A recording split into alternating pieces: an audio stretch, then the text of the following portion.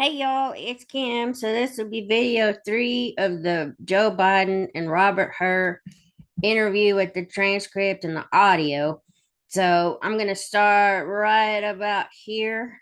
They are discussing taking a break, and then it's gonna cut right back into actually the interview portion of it. But let me go ahead and start my timer. Then that way I know to cut it off at about 30 minutes, and then we'll keep going from there. Liberty Book.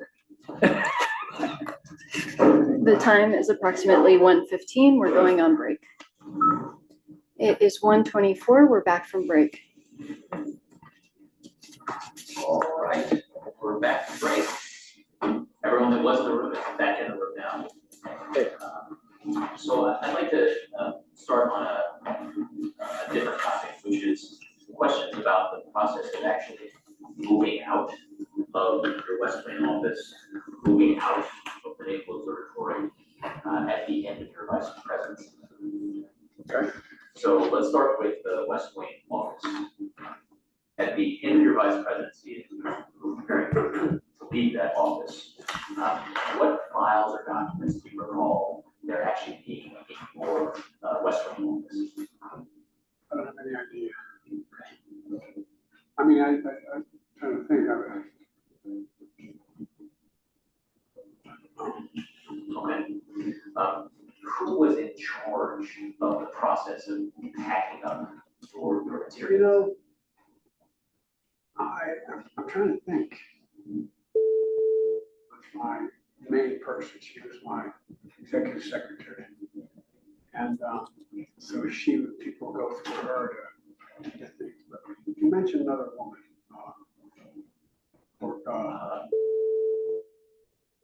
Michelle Smith. I think, was she the one that was getting material to the University of Delaware? And in other words, one of them focused on taking the things that she thought Delaware might want, or that would go to the, what's it called? You know, the federal government. The archives, or to Delaware archive, no, yeah, or wherever it would go. And so I think helped organize what she thought they'd want, and because Delaware didn't want everything, as I recall. So, but I think they were the ones. I don't want to hold them responsible, get them in trouble, but I believe they were the ones who were packing up. Not maybe they weren't literally, but that guys could help pack it up. Were deciding, you know, where things were going. That's my knowledge. And I think I just want to be sure that I'm understanding here. Were there different people in charge of packing up different types of materials? No, I didn't. I just left that to the other office to decide who packed what. Okay. But some materials were going to the Delaware archives. I assume, yes. I assume they were going, some things were going to the Delaware archives, and some things went to, I didn't direct them there, went to the National Archives, the federal government. And some things went to the Biden Center. This is on finishing up as vice president, right? Yes, sir. Yes, sir. Yeah. So, anyway. And do you recall that there were some things also that were going to go to your transition office? I'm sure there probably were if they decided something. I let them decide where things would go.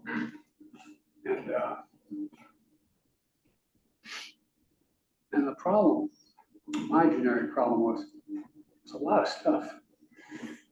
No, I really need it. Like, I don't want them all in my house. I don't know all this, you know, it's not like there are things that, I mean, like, what do you do with all the memorabilia?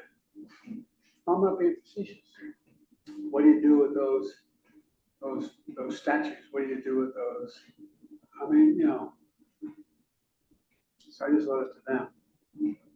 And when you say you left it to them, the them, Front oh, office. the them. And I'm sure that Steve Ricchetti was my chief of staff, wasn't he? And so I'm sure it was more like a project with people who've been with me a long time. I assume. Here's look, one of the things that I like to get kids about, they did a deal in the Congress, the Senate, where they were talking about staff and staff rotation. And they concluded that the majority of my staff had been with me for like 20 years. There's continuity. People, either I was really easy or what I was doing was interesting. But no, I'm serious. Like Ted Kaufman was with me for 35 years. You know, just a lot of people who were with me for the vast bulk of my career, and who I never had to explain anything to after a while. No, I'm not being facetious on an issue, you know, to follow up on this. They, you know, they knew the background. And I'm not talking foreign policy classified. I'm just talking, you know, how do we prevent the auto strike? You know, what do we do to deal with boom? Anyway. So when it comes to the process of packing up and sending your things from your West Wing office to various places, do you ever recall having a meeting or a conversation with Mr. Ricchetti or just it happened? Yeah. That's my recollection. Now, maybe they had meetings, maybe they did ask me questions. I don't recall. Anything else for West Wing office? Okay, so now let's talk about the Naval Observatory. So you've been living there for 8 years. So at the end of your vice presidency, what kinds of papers or documents or files were at the Naval Observatory as you were preparing to leave out?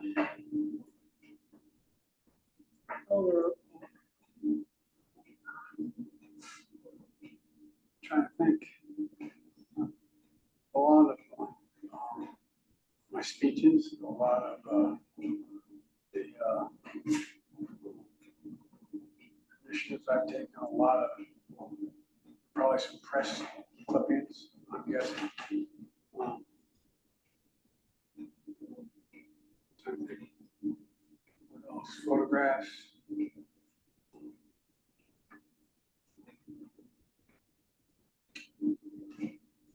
I don't know. And where would those fit in the Naval Observatory? You mentioned a couple of workspaces earlier. Well, if you're talking about anything that was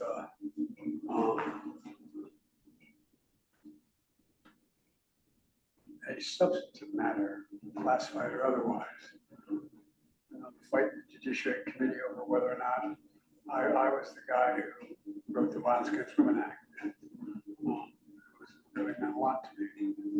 And so they might find stuff with Violence Against Women Act in one section of a drawer or in the shelves of the library of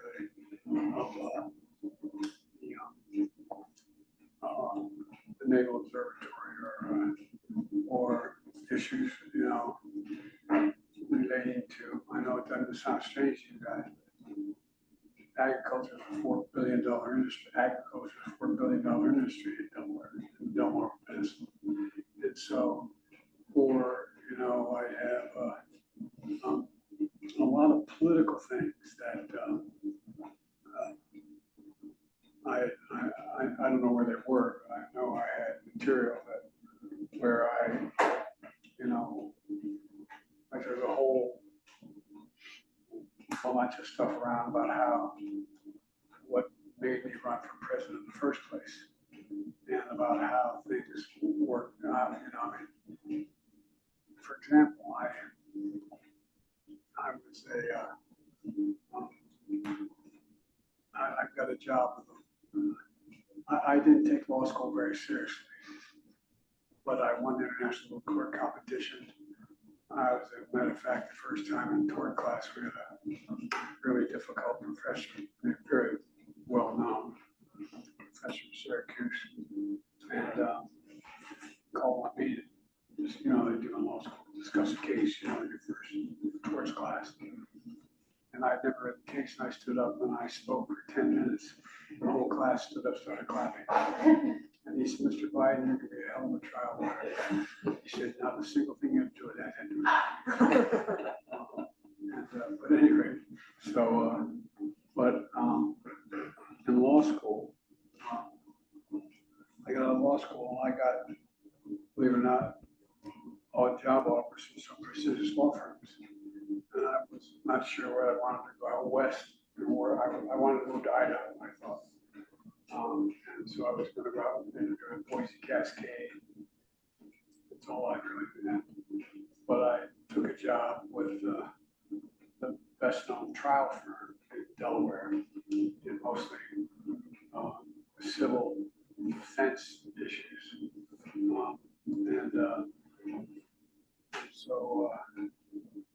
I remember then Amherst and Harlan saying, they said, those days you had to, today you'd be killed.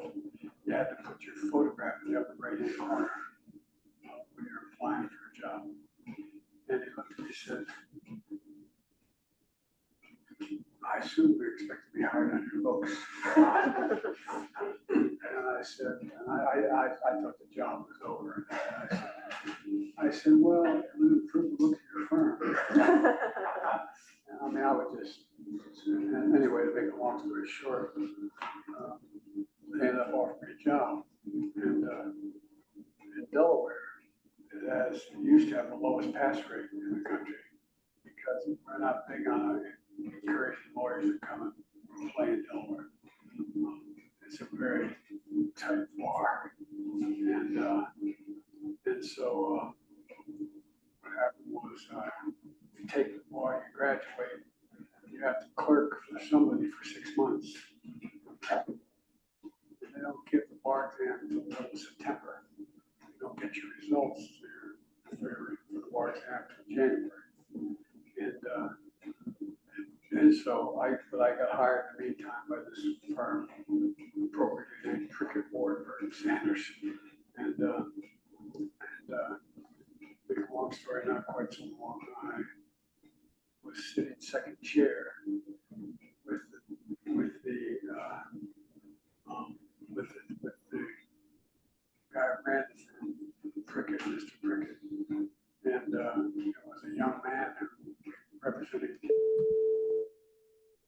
the construction company. They have to turn those.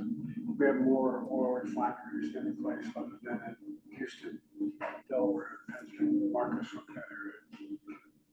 And this poor kid is down a 100-foot vessel chimney, scraping hydrogen bubbles off of the inside. And they shut the plant down once every 8 months or 6 months or a year, whatever it is. And he was wearing the wrong pants, wrong jeans. And the spark caught fire. He got caught in the containment vessel and lost part of his penis, one of his testicles. And he was 23 years old. And I sat through the presentation with the senior we had in Delaware, which is the Bond family had no influence, of course, contributory negligence. If you were slightly contributory negligence, you were out. And so the senior partner turned to me and said, write a memo for tomorrow. We're going to make a motion to dismiss after we present this case. So I did. I wrote this memo. And son of a bitch, it prevailed. And I looked over at that kid and his wife holding 2 little kids. And I said, son of a bitch, I'm in the wrong business. I'm not paid for this. And there's a famous club called the Lincoln Club. The blacks, Catholics, you're allowed, have ever been allowed to be members. They're the Pond family. They're a place called the Wilmington Club. And he thought he said, take the lunch at Wilmington. I said, the only time I ever lied, I can remember looking somebody in the eye. I'm being sincere. I said, oh, my dad's coming in today. I was going to say, okay, he didn't give a damn what I wanted. walked across and walked into the second basement of the public building and walked in with a guy named Frank. And I said, I want a job as a public defender. He said, don't you work for Prickett? He said, you okay? Like, what's the hell the matter with you? I quit and became a public defender.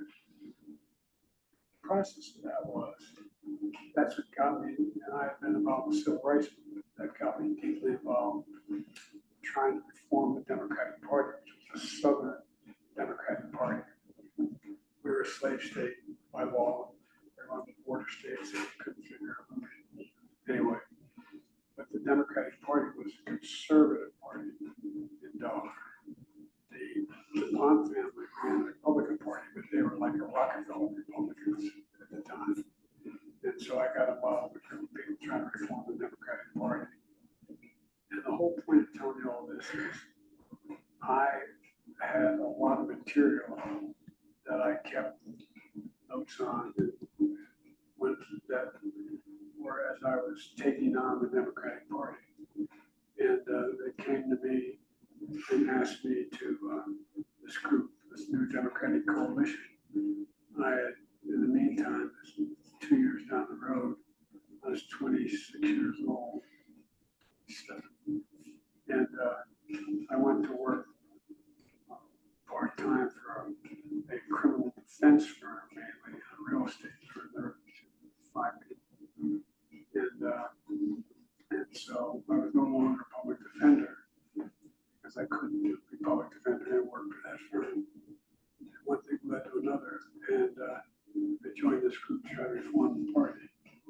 And they came to me about, and I was making the case, we just got to get more candidates to run. We're not represented. And the southern part of the state of Delaware talk at you like yes, from me, you go down. You think I'm joking? I'm not joking. Damn boy, I don't agree with a damn thing you say, but they said, I know where you stand. I know where you stand. That's how they talk. And it was some Democrat, Southern Democrat. We were the only state in the nation occupied by the military. 10 months with drawn bayonets in every corner. When Dr. King was assassinated. That's really what got me going. Long story, and I'll end because maybe some of the other things you may ask about is that I had a lot of material that I did recently. When you're the youngest guy in the room, you get to turn the lights on and off. And so I amassed a lot of material making the case why the party had to change. And it ends up that about 10 months in, the group from the area where I lived came to me and said they wanted me to run for the state senate. I can't do that. I'm thinking of starting my own law firm. I can't do that. Because they meet in Dover. The next thing that happened was I came back about 3 weeks later, so we went to the office I was in. At the time, right now, maybe start my own office.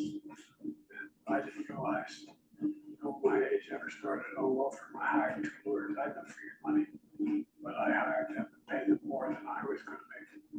And start this firm. And I remember standing looking out over the public building. They said, I'm going to run for the county council. I said, no, I can't go down. They said, they meet right across the street there. Only twice a week at night you can do this. Make a long story short, I'm doing it. But I want to be sure that I'm going to lose.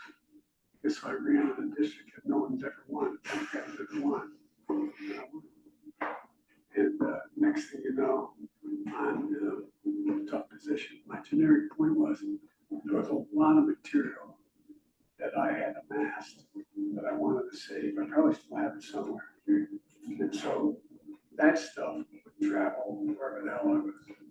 So, sir, that material that you remember having, again, trying to steer us back to the end of your vice presidency and focusing on your move out of the naval observatory.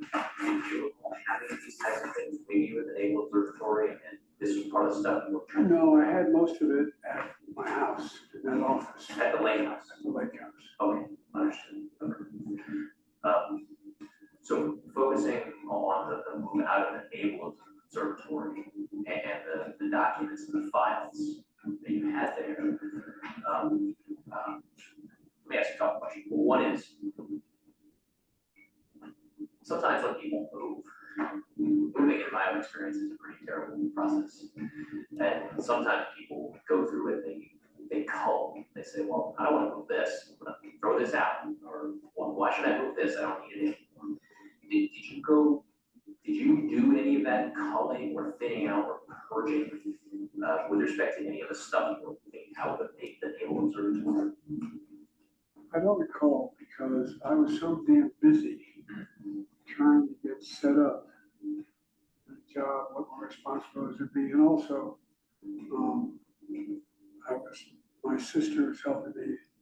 She's smarter than I am. My sister was helping me with Delaware. Wanted to know whether or not I wanted a Biden library built there or a Biden center. And the one thing I did want is pure ego. I wanted my kids, grandkids to have a building on the in the mall. If you've ever been to Delaware, it's like University of Virginia has a beautiful mall. I mean, really, it's gorgeous. And they're building a building there, and I wanted to build the Biden Center, kind of like the Kennedy Center. Matter of fact, I hired the woman who ran the Kennedy Center to come down to help me bring in speakers and things like that. But no pay. This was just to get the building built, which is still in process. So I was doing a lot of that, and I wasn't, among other things, I was leading the vice presidency. I don't recall going through anything that wasn't truly personal, which would be up next to my bed or my bedroom, or you know what I mean. I don't recall going through that stuff. So earlier, we talked about who was in charge of packing up your West Wing office. So I'll ask the same question now. Who was in charge? I don't know. I never asked anybody. I did, it was like people work with me even now. Like when I walk out of the office and I want to get something done, what I'll do is I'll ask you. You don't have to do it all. Be sure somebody, get the press team in here so to come up with a statement related to such and such. She doesn't do the statement, I just rather, anyway. So there's nobody in particular other than the people who I can reach to right outside the office and say, you got to get this done. I don't ever recall saying,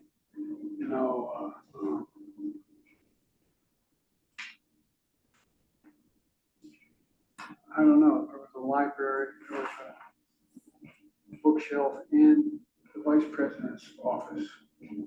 And I remember, I think it had things in there like genealogy. I said, make sure that, that all gets taken care of. As I'm walking out, but I don't recall ever saying, you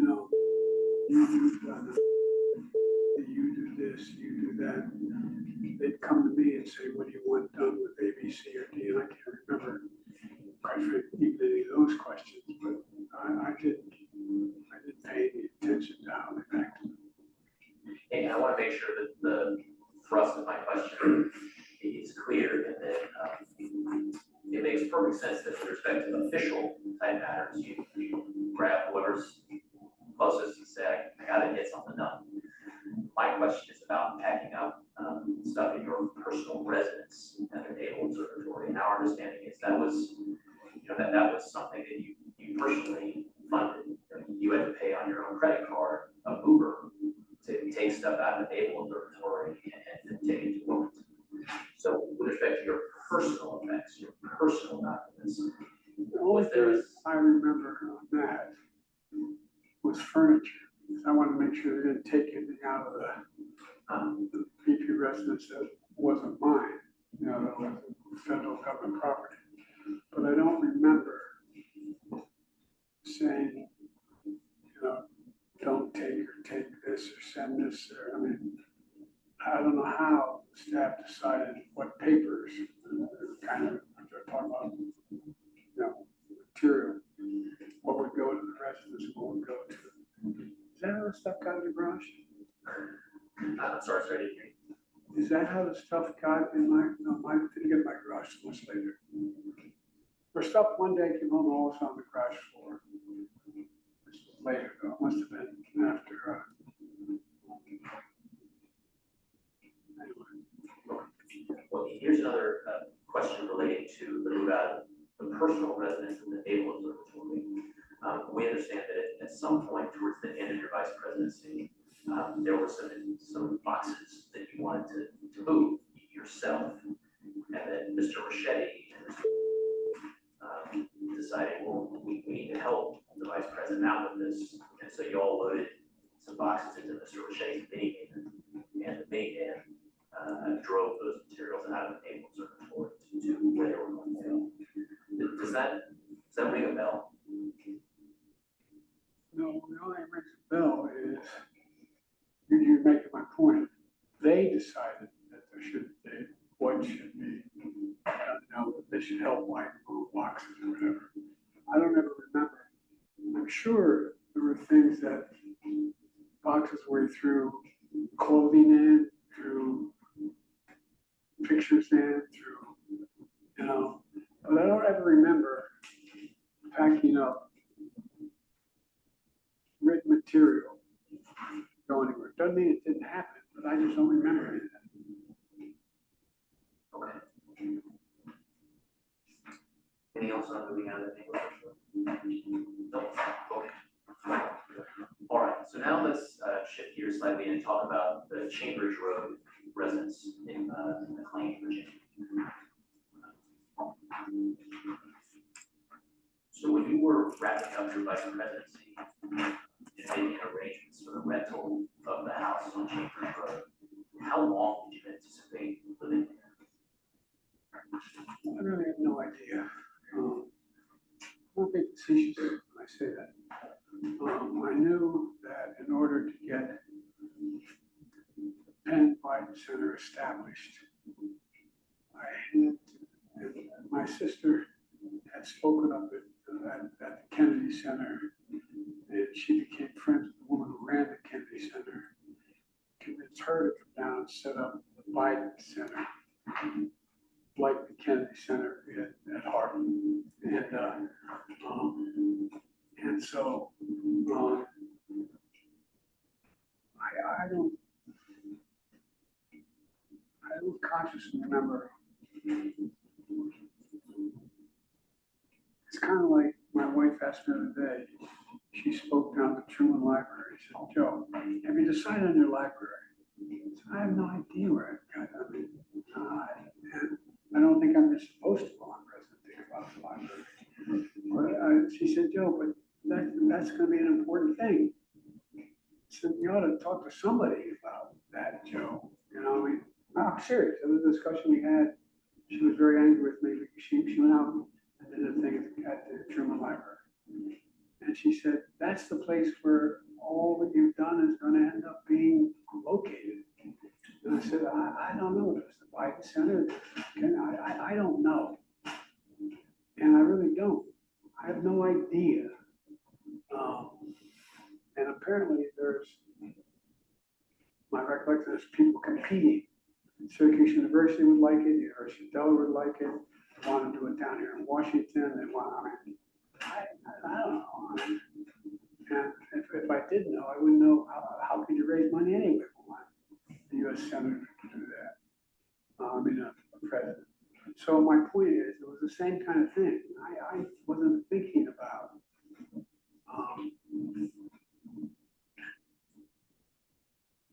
I was just trying to think of, I was hoping that I could have an influence internationally, like Tony Blair, like other leaders have from other countries, when they left and stayed engaged in the public policy sides of the argument. Because I really do think that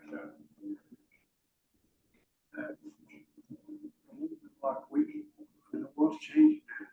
What I was going to do, I was going to write a book before I decided to run about us